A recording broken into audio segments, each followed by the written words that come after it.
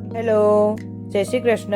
આજે આપણે બનાવીશું નાયલોન ખમણ, જે માર્કેટમાં મળે છે તે આપણે આજે ઘરે સરળ રીતથી બનાવીશું. નવી રેસીપી શીખવા માટે અમારી ચેનલને સબસ્ક્રાઇબ કરો અને બાજુમાં આપેલી બેલ આઇકનને જરૂરથી દબાવજો, જેથી તમને અમારી નવી રેસીપીની નોટિફિકેશન મળી જાય. તો ચલો આપણે સ્ટાર્ટ કરીશું. એક બાઉલમાં 250 ગ્રામ ચણાનો લોટ ચાળીને લઈ લેશું. ચાળીને લેવો જેથી તેમાં ગાંઠા ના રહે. પછી તેમાં આપણે 80 ગ્રામ ખાંડ અને 7 ગ્રામ લીંબુના ફૂલ તે પણ લઈ લેશું. હવે તેમાં 1 ગ્લાસ પાણી લઈ લેશું. બેટરને બરાબર મિક્સ કરીશું બધી વસ્તુ. બેટર એકદમ થીક નથી બનાવી દેવાનું કે નથી એકદમ પતલું બનાવી દેવાનું, મીડિયમ થીક હોવું જોઈએ. હજી આમાં ખાંડ અને લીંબુના ફૂલ બંને દેખાય છે. જ્યાં સુધી લીંબુના ફૂલ અને ખાંડ ઓગળે નહીં ત્યાં સુધી આપણે તેને મિક્સ કરવાનું છે. જોઈ શકો છો લીંબુનું ફૂલ અને ખાંડ બંને ઓગળી ગઈ છે. હવે બેટરને સાઈડમાં મૂકીશું. આપણે જેમાં ખમણ બનાવવાના છે તે ટ્રેને ગ્રીસ કરી લેશું. તેલથી બધી જ સાઈડ ગ્રીસ કરીશું જેથી ખમણ આપણા ઇઝીલી નીકળી શકે.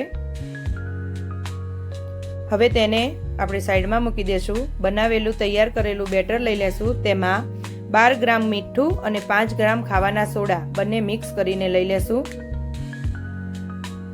તમે બેટરમાં નાખશો તેવું જ તરત બેટર એકદમ ફ્લફી થઈ જશે અને તેનો કલર પણ બદલાઈ જશે. તે થોડું વ્હાઈટ જેવું દેખાવા લાગશે.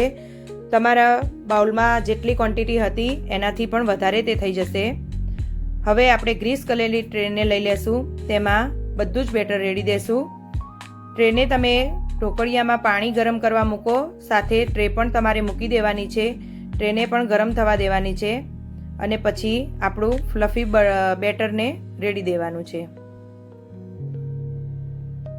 હવે આ બેટરને ઢાંકીને 10 થી 15 મિનિટ રહેવા દેવાનું છે. તેને વચ્ચે ખોલીને ચેક કરવાનું નથી. ચેક કરશો તો તમારા ખમણ બેસી જશે, ફૂલેલું નહીં રહે. એકદમ ફૂલી ગયા છે. હવે તેમાં ચપ્પુ કે ટૂથપીક નાખીને ચેક કરવાનું છે.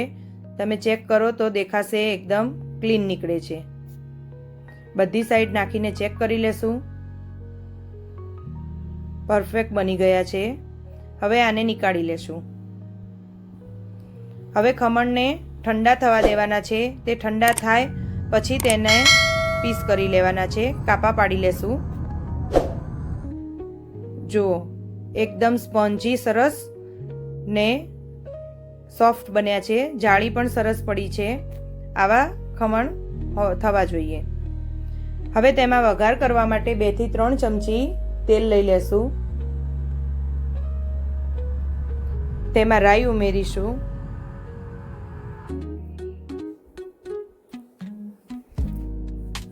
તેમાં લીલા મરચાં ઉમેરીશું. મોળા તીખા તમને જે ફાવે તે તમે લઈ શકો છો. હવે આ વઘારમાં આપણે ખાંડનું પાણી રેડવાનું છે. તો ખાંડ ઓગળે ત્યાં સુધી તમે તેને હલાવવું. ખાંડ ઓગળી જાય પછી તેને આમાં પાણી ઉમેરવાનું છે. તો 1 ગ્લાસ ભરીને પાણી લઈ લેશું. પાણીને ઉકળવા દેવાનું છે. સરસ ઉકળી જાય પછી તેને બંધ કરવાનું છે. તો પાણી આપણું ઉકળી ગયું છે. હવે બંધ કરી દેશું ગેસ ને ઉતારી લેશું પાણી. અને આપણા તૈયાર ખમણ બનાવેલા છે તેમાં આપણે આ વઘારને રેડીશું ઉપર. બધી જ સાઈડ તમે ખમણ પર પાણી રેડીશું તો બધું જ પાણી ખમણ એબ્ઝોર્બ કરી લેશે.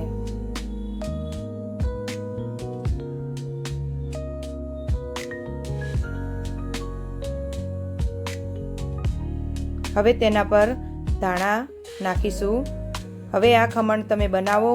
તમને કેવા લાગ્યા મને કમેન્ટ કરજો ને એન્જોય.